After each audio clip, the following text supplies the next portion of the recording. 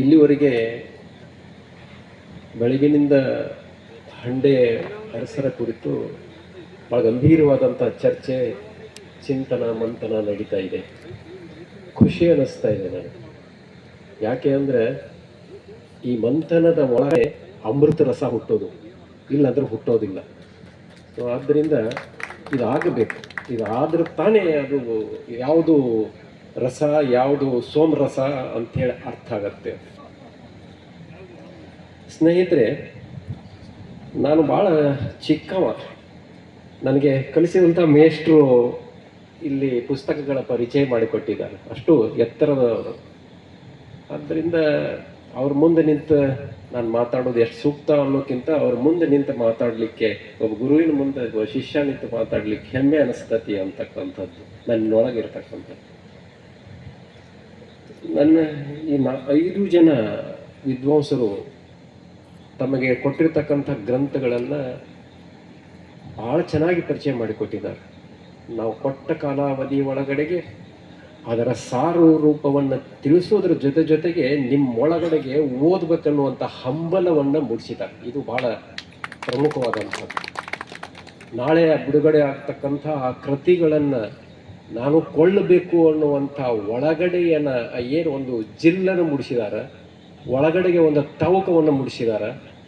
ಅದು ಈ ಗೋಷ್ಠಿಯ ಯಶಸ್ಸು ಅಂತ ನಾನು ಅಂದ್ಕೊಂಡಿದ್ದೇನೆ. ಭಾಳ ಮುಖ್ಯವಾಗಿ ಇಲ್ಲಿ ಡಾಕ್ಟರ್ ವೀರಣ್ಣ ಪತ್ತಾರ್ ಸರ್ ಅವರು ಇತಿಹಾಸ ತಜ್ಞರು. ಅವರು ಶಾಸನೋಕ್ತ ಕೃತಿಗಳನ್ನು ಮತ್ತು ಹಂಡೆ ಅರಸರ ಕೆಲವು ಕೃತಿಗಳನ್ನು ಪರಿಚಯ ಮಾಡಿಕೊಟ್ಟಿದ್ದಾರೆ. ಅದರ ಜೊತೆಗೇ ಡಾಕ್ಟರ್ ಚಿಲಿಮಿ ಸರ್ ಅವರು ಕನ್ನಡ ವಿಶ್ರಾಂತ ಪ್ರಾಧ್ಯಾಪಕರವರು. ಅದರ ಜೊತೆಗೆ ಯಶೋಧ ಮೇಡಮ್ ಅವರು, ಡಾಕ್ಟರ್ ಯಶೋಧ ಮೇಡಮ್ ಅವರು, ಜೊತೆಗೆ ಗಂಗಾಂಬಿಕೆ ಗೋವರ್ಧನ್ ಅವರು, ಡಾಕ್ಟರ್ ಸುಮಂಗಲ ಮೇಟಿ ಅವರು ನಮಗೆ ಕೊಟ್ಟಂಥ ವಿಷಯವನ್ನು ಭಾಳ ನಿಷ್ಠೆಯಿಂದ ವೇದಿಕೆಯ ಮುಂದೆ ನಾನಾಗಲೇ ಹೇಳಿದಂಗೆ ನಮ್ಮ ಕೊಟ್ಟ ಅವಧಿಯಲ್ಲಿ ಹೇಳಲಿಕ್ಕೆ ಹೋಗಿದ್ದಾರೆ. ಒಂದೊಂದು ಗ್ರಂಥಕ್ಕೆ ಒಂದೊಂದು ಗಂಟೆ ಬೇಕಾಗತ್ತೆ, ಅದನ್ನೆಲ್ಲ ಹಿಂಜಿ ಹೇಳಬೇಕಂತಂದು. ಅದರ ಕೆಲಸ ಮಾಡದೇ ಗ್ರಂಥಗಳ ಸಾರವನ್ನು ನಿಮಗೆ ಹೇಳಿದ್ದಾರೆ, ಗ್ರಂಥಗಳ ಪರಿಚಯ ಮಾಡಿಕೊಟ್ಟಿದ್ದಾರೆ, ಗ್ರಂಥಗಳನ್ನು ಸೂಕ್ಷ್ಮವಾಗಿ ಅವಲೋಕನ ಮಾಡ್ತಾ ವಿಮರ್ಶೆ ಮಾಡಿದ್ದಾರೆ, ವಿಶ್ಲೇಷಣೆ ಮಾಡಿದ್ದಾರೆ.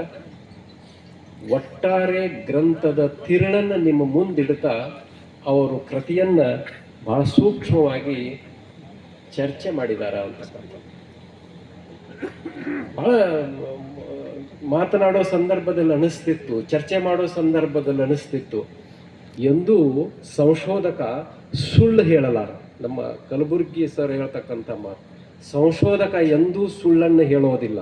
ತಪ್ಪು ಹೇಳಿರಬಹುದು, ಅಣು ವಿಭಜನೆ ಸಾಧ್ಯ ಇಲ್ಲ ಅಂತ ವಿಜ್ಞಾನಿಗಳು ಹೇಳಿದರು, ಮುಂದೆ ಅಣು ವಿಭಜನೆ ಮಾಡಿ ತೋರಿಸಿದ್ರಲ್ಲ. ಮತ್ತೆ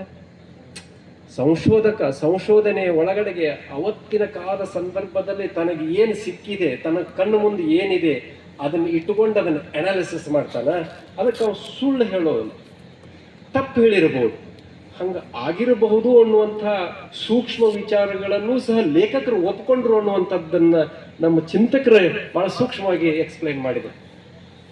ಗ್ರಂಥ ಸಂದರ್ಭದಲ್ಲಿ ಕಾಲಾವಧಿಯನ್ನು ಜೋಡಿಸ್ಲಿಕ್ಕಾಗದೇ ಇದ್ದಾಗ ದೊರೆತ ಹಸ್ತಪ್ರತಿಗಳ ಮೂಲಕ ಪುಸ್ತಕಗಳನ್ನು ಪ್ರಕಟಣೆ ಮಾಡಿದ್ದೀವಿ, ನಂತರ ಬೇಕಾದ್ರೆ ಕಾಲಾವಧಿಗಳನ್ನು ಬದಲಾವಣೆ ಮಾಡ್ಕೊಳ್ಳೋಕೆ ಅವಕಾಶ ಇದೆ ಅಂತ ಸ್ವತಃ ಲೇಖಕರೇ ಹೇಳ್ತಾರೆ ಅನ್ನುವಂಥ ಸೂಕ್ಷ್ಮಗಳನ್ನು ಸಹ ಇಲ್ಲಿ ಭಾಳ ಚೆನ್ನಾಗಿ ಎಕ್ಸ್ಪ್ಲನೇಷನ್ ಮಾಡಿದ್ದನ್ನು ಖುಷಿ ಕೊಡುವಂಥ ವಿಚಾರ. ಇಂಥ 5 ಜನ ಲೇಖಕರು ಗ್ರಂಥಗಳಿಗೆ ತಮಗೆ ಕೊಟ್ಟಂಥ ಗ್ರಂಥಗಳಿಗೆ ನ್ಯಾಯ ಒದಗಿಸಿಕೊಟ್ಟಿದ್ದಾರೆ. ಅದ್ರ ಬಗ್ಗೆ ನಾವು ಮತ್ತೆ ಹೆಚ್ಚು ವಿಶ್ಲೇಷಣೆ ಮಾಡಲಿಕ್ಕೆ ಹೋಗೋದಿಲ್ಲ. ಕಾರಣ ನಾಳೆ ಆ ಗ್ರಂಥಗಳು ಸಿಗ್ತಾವ, ಅವುಗಳನ್ನ ತಾವು ತೆಗೆದು ಓದಿ ಅವರ ವಿಮರ್ಶೆ ಮಾಡುವಷ್ಟು ಇನ್ನೇನು ಅದರೊಳಗೆ ಉಳಿದಿಲ್ಲ, ಅಷ್ಟು ಚೆನ್ನಾಗಿ ನಿಮ್ಮ ಮುಂದೆ ಅದರ ಸಾರ ಬಿಚ್ಚಿಟ್ಟಾರೋ ಅನ್ನೋವಂಥದ್ದು. ಆದರೆ ಅದರ ಆಚೆಗೆ ಕೆಲವು ಮಾತುಗಳು ಏನು ಅಂತಂದರೆ, ಡಾಕ್ಟರ್ ಎಸ್ ಸಿ ಪಾಟೀಲ್ ಅವರ ಮತ್ತು GN ಪಾಟೀಲ್ ಅವರ ಬಹುದಿನದ ತಪಸ್ಸಿನ ಫಲ ನೀವೆಲ್ಲ ಸೇರಿದ್ದು, ಇದನ್ನು ನಾವು ಗಮನಿಸಬೇಕು. ಬಹುದಿನದ ತಪಸ್ಸು ಅವ್ರಿಗೆ, ಆ ತಪಸ್ಸನ್ನ ತಮ್ಮ ಹಂತಕ್ಕೆ ಇಟ್ಟುಕೊಂಡು ಅವರು ಮಹಾಜ್ಞಾನಿಗಳಾಗಲಿಲ್ಲ ಅಥವಾ ಮಾಡೆಲ್ ಆಗಿ ಮುಂದೆ ನಿಲ್ಲಿಲ್ಲ. ಎಲ್ಲವನ್ನೂ ಕರ್ಕೊಂಡು ಇನ್ನೇನಾದ್ರೆ ಉಳಿದತ್ತಂತೇಳಿ ತಿಳ್ಕೊಳಕ್ಕ ಕಸ ಹೊಡ್ಯಕ್ಕ ಅಲ್ಲಿ ಏನೂ ಉಳಿಬಾರ್ದು ಮುಂದಿನವ್ರಿಗೆ ಆ ರೀತಿಯಲ್ಲಿ ಎಲ್ಲ ಕಸ ಹೊಡ್ಕೊಂಡು ಬರುವಂತ ಅಷ್ಟನ್ನು ಕರ್ಕೊಂಡು ಹೊಂಟಾರ. ಅದಕ್ಕೆ ಇಷ್ಟೆಲ್ಲ ವಿದ್ವಾಂಸರನ್ನ ಇಲ್ಲಿ ಸೇರಿಸ್ತಾ ಇದ್ದಾರೆ. ಅವ್ರು ಏನ್ ಇಲ್ಲಿ ಮಠ ಸಂಗ್ರಹ ಮಾಡಿದಾರ, ಏನ್ ಅಧ್ಯಯನ ಮಾಡಿದಾರ, ಅವನ ನಿಮ್ ಮುಂದೆ ತೆರೆದಿಡ್ತಾ ಇದ್ದಾರ, ವಿದ್ವಾಂಸರ ಮೂಲಕ ಚರ್ಚೆಗೊಡ್ತಾ ಇದ್ದಾರ. ಆ ಮುಖೇನ ಅದರ ಬಹುಮುಖಗಳನ್ನ ಇನ್ನೂ ತರ್ಲಿಕ್ಕೆ ಸಾಧ್ಯ ಇದೆ ಅಂತೇಳಿ ಹುಡುಕ್ತಾ ಇದ್ದಾರೆ. ಅದು ದೊಡ್ಡ, ಇದು ಎಂಡ್ ಅಲ್ಲ, ನಾವು ಮಾಡಿದ್ದು ದೊಡ್ಡದಲ್ಲ, ಬಹಳ ದೊಡ್ಡ ಕೆಲಸ ಮಾಡಿದಾರೆ, ಅದ್ರ ಬಗ್ಗೆ ಮಾತಿಲ್ಲ. ಆದ್ರೆ ಅವ್ರು ಅನ್ಕೊಂಡಿದ್ದಾರೆ ನಾವು ಮಾಡಿದ ಕೆಲಸ ದೊಡ್ಡದಲ್ಲ, ಇನ್ನೂ ಮಾಡಬೇಕಾದದ್ದು ಬಹಳ ಇದೆ. ಅದಕ್ಕೆ ದೊಡ್ಡ ದೊಡ್ಡ ವಿದ್ವಾಂಸರನ್ನು ಇಲ್ಲಿ ಸೇರಿಸಿ ಮಾತಾಡಕ್ ಹಚ್ಚಿ ಚರ್ಚೆಗೆ ತಂದು ಜಗಳ ಮಾಡಿ ಅದರ ಇನ್ನೊಂದು ಮುಖ ತೆಗಿಲಿಕ್ಕೆ ಸಾಧ್ಯ ಇದೆ ಅಂತೇಳಿ ಹುಡುಕಾಟ ಮಾಡ್ತಾ ಇದ್ದಾರಂತ ನನಗನ್ನಿಸ್ತಾ ಇದೆ. ಆ ನಿಟ್ಟಿನ ದೊಡ್ಡದಾದಂತಹ ಒಂದು ಕೆಲಸವನ್ನ ಪಾಟೀಲ್ ಇರುವರು ಮತ್ತು ಚೌಧರಿ ಸರ್ ಅವರು ಎಲ್ಲ ಕೂಡಿ ಮಾಡ್ತಾ ಇದ್ದಾರೆ. ಸಂಶೋಧಕರನ್ನ ಒಳಗ ಮಾಡೋದ್ರ ಮೂಲಕ ಅದರ ಬಹುಮಗ್ಗಲುಗಳು ತೆರಲಿಕ್ಕೆ ಸಾಧ್ಯ ಆಗತ್ತೆ. ಜಗತ್ತಿನ ಜನ ಅಂದ್ರೆ ನಾಡಿನ ಜನ ಈ ಇತಿಹಾಸ ನೋಡ್ಲಿಕ್ಕೆ ಹಚ್ತಾರೆ. ನಾನು ಪ್ರಾಯಶಃ BA ಓದುವ ಸಂದರ್ಭದಲ್ಲಿ, ನಂದು BA ಮೈನರ್ ಇತಿಹಾಸ, ಹಂಡೆ ಅರಸರನ್ನ ಕೇಳೇನೇ ಇಲ್ಲ. ನಾನು ಅಧ್ಯಾಪಕನಾಗಿ ಬಂದ ನಂತರದಲ್ಲಿ ಡಾಕ್ಟರ್ SC ಪಾಟೀಲ್ ಸರ್ ನನ್ನ ಗುರುಗಳವರು, ಅವ್ರ ಸಂಪರ್ಕದಿಂದ ಹಂಡೆ ಅರಸರಂದ್ರೆ ಯಾರಂತ ನನ್ನ ತಲೆ ಕಿರ್ಯಾಕ್ ಶುರುವಾಗಿಬಿಡ್ತು. ಸೊ ಆ ಪಾಟೀಲ್ ಸರ್ ಬಗ್ಗೆ ನಾನು ನನ್ನ ವಿದ್ಯಾಗುರುಗಳ ಅವ್ರ ಬಗ್ಗೆ ಹೇಳಕ್ ನನಗೆ ಹೆಮ್ಮೆ ಅನಿಸುತ್ತೆ. ಏನ್ ಕೊಡ್ತಾರ ಅದರೊಳಗೆ ಅತ್ಯಂತ ಶ್ರದ್ಧೆಯಿಂದ ತಮ್ಮನ್ನು ತೊಡಗಿಸಿಕೊಂಡ ಆ ಕ್ಷೇತ್ರಕ್ಕೆ ಒಂದು ಮೆರುಗು ತರುವಂತ ದೊಡ್ಡ ಶಕ್ತಿ ಅವರು. ನಾನು ಅವ್ರನ್ನ ಬಹಳ ಹತ್ತಿರದಿಂದ ಬಲ್ಲೆ. ಜಾನಪದದ ಒಳಗೆ ಅವರು PhD ಆಗ್ತೈತಿ. ಅದು ಜಾನಪದ ಅಧ್ಯಯನ ವಿಭಾಗದಲ್ಲಿ ಒಂದು ಹೊಸ ಮಗ್ಗಲವನ್ನ ತೆರೀತೈತಿ. ಜಾನಪದ ಚಿತ್ರಕಲೆ ಅಂತಂದದ್ದು ಬಹಳ ದೊಡ್ಡದಾದಂತಹ ಒಂದು ಕ್ಷೇತ್ರವನ್ನ ತೆರೀತೈತಿ ಅಂತಕ್ಕಂಥದ್ದು. ಚಿತ್ರಕಲೆಗೆ ಎಂಟ್ರಿ ಕೊಡ್ತಾರೆ. ಚಿತ್ರಕಲೆಗೆ ಎಂಟ್ರಿ ಕೊಟ್ಟು ಕೂಡಲೇ ವಿಶ್ವವಿದ್ಯಾಲಯ ಆಗ್ಬೇಕು ಅನ್ನೋ ಅಷ್ಟರ ಮಟ್ಟಿನ ಶಕ್ತಿಯನ್ನು ತುಂಬುತ್ತಾರೆ. ಅದರ ನಂತರದಲ್ಲಿ ಇತಿಹಾಸಕ್ಕೆ ಬಂದಾರ.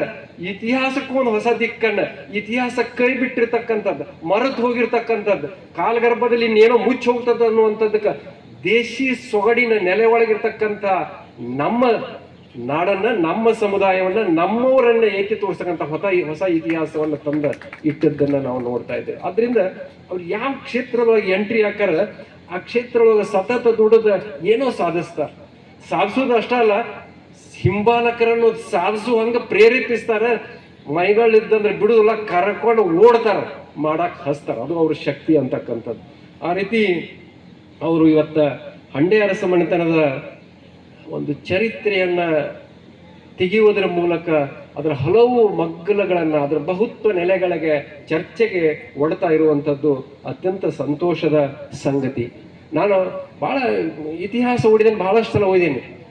ಯಾವ ಸಾಮ್ರಾಟ, ಯಾವ ಅರಸ, ಯಾರ ಬಗ್ಗೆನೂ ಇಷ್ಟು ಸುದೀರ್ಘವಾದಂಥ ಇಷ್ಟ ಕಾಲಾವಧಿ ಒಳಗೆ ಚರ್ಚೆ ಆಗಿ ಇಷ್ಟು ಗ್ರಂಥಗಳು ಬಂದದ್ದು ಯಾರ ಬಗ್ಗೆನೂ ನಾನು ಕೇಳಿಲ್ಲ. ಇದನ್ನ ನೀವು ನೋಡಿ, ದೊಡ್ಡ ದೊಡ್ಡ ಸಾಮ್ರಾಜ್ಯಗಳಾಗ್ಯಾವ, ದೊಡ್ಡ ದೊಡ್ಡ ಅರಸರಾಗ್ಯಾರ, ಅವ್ರ ಬಗ್ಗೆ ಇಷ್ಟು ಗ್ರಂಥಗಳು ಬಂದಿಲ್ಲ.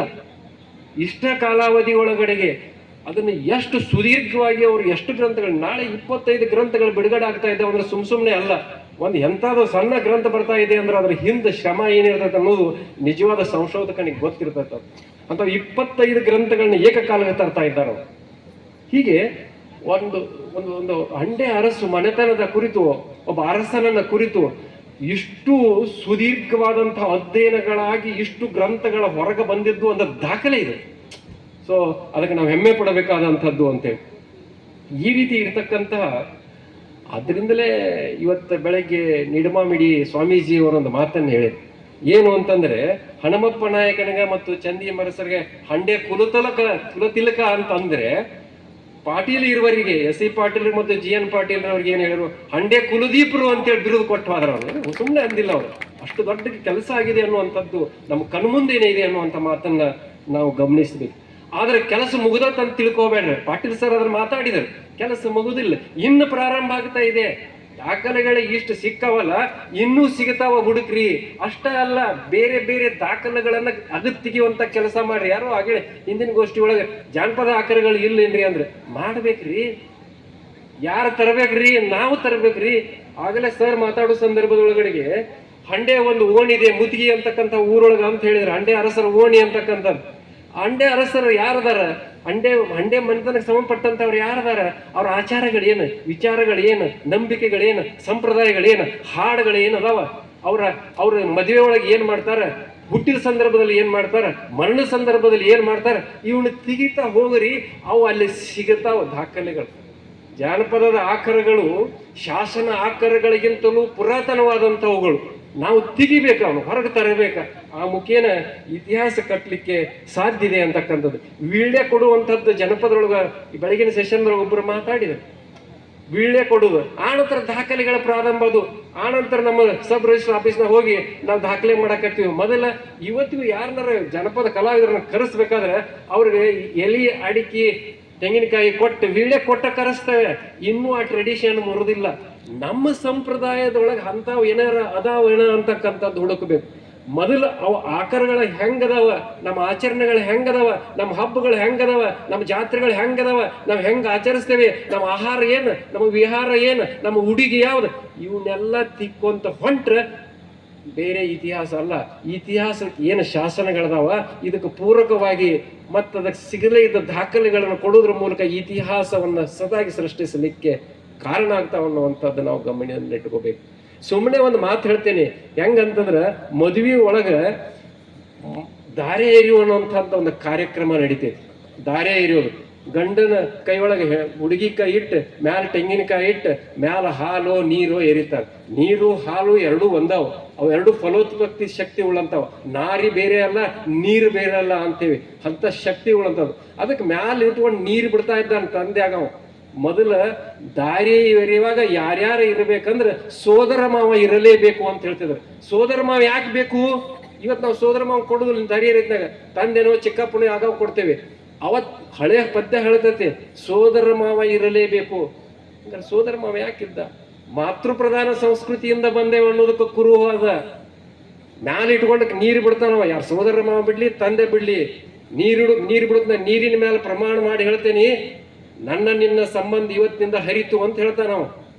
ಕೆಳಗ್ ಕೈ ಹಿಡಿದಿರ್ತಾನಲ್ಲ ಬುಡಕ್ಕೆ ಹೀರೋ, ಅವ ಹೇಳ್ತಾನೆ ಇವತ್ತಿನಿಂದ ನೀರಿನ ಮೇಲೆ ಪ್ರಮಾಣ ಮಾಡಿ ಹೇಳ್ತಾನೆ, ಇವ್ರು ಜೋಕೆ ಮಾಡೋ ಕೆಲಸ ನಂದು ಅಂತ ಹೇಳ್ತಾನೆ. ಏಕಕಾಲಕ್ಕೆ ಕೂಡಿಸುವ ಮತ್ತು ಛೇದಿಸುವ ಪ್ರಕ್ರಿಯೆ ನಡೀತಿರ್ತದೆ.